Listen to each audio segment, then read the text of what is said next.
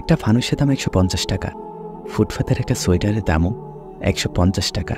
ফানুসটা একবারেই উড়ে যাবে, সোয়েটারটা পরা যাবে কয়েক বছর। ২টা ফানুসের দামে মোটামুটি মানের একটা কম্বল হবে, ব্যবহার করা যাবে ৪-৫ বছর। এই যে 31st নাইটে হাজার হাজার ফানুস উড়বে, আতঙ্ক ছড়ানো পটকাবাজি আর ভারতের গন্ধভরা আতশবাজি হবে, তাতে অন্ধকার রাতটা কিছু সময়ের জন্য আলোয় ঝলমলে হবে। কিন্তু আপনি কি সেই অন্ধকার দেখেছেন যা চোখের মধ্যে থাকে? আপনি অন্ধকার রাতটাকে একদিনের জন্য আলোয় ঝলমলে করার চেষ্টা করছেন, অথচ আপনার আশপাশের কিছু মানুষের চোখে সারা জীবন অন্ধকার। এই শীতের রাতে খোলা আকাশের নিচে জমে যাচ্ছে ঠান্ডায়, কাতর হচ্ছে ক্ষুধায়। ফানুসটা তো উড়ে যাবে, কত দূর উড়বে, কতক্ষণ থাকবে, কোথায় যাবে আপনি জানেন না।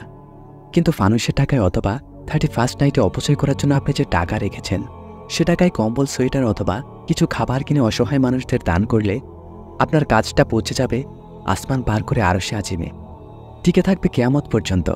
ইহকালে পাবেন অন্তরে প্রশান্তি, আর পরকালে পাবেন আল্লাহ তাআলার পুরস্কার। হয়তো এই পদক্ষেপে আপনার কিছু পাপ মুছে যেতে পারে, অথবা আপনার দিকে তেড়ে আসা কোনো বিপদ থেমে যেতে পারে। অন্ধকার রাতে ল্যাম্পপোস্টগুলো ঠিকই জ্বলে, আলোকিত করে রাতকে। ফানুসগুলো উড়লে হয়তো আকাশটা কিছুক্ষণ আলোকিত হতো। চলুন না এবার আলোকিত করে মাটিটাকে। কারো জীবনের ঘোর অন্ধকারে একবার না হয় ল্যাম্পপোস্ট হই।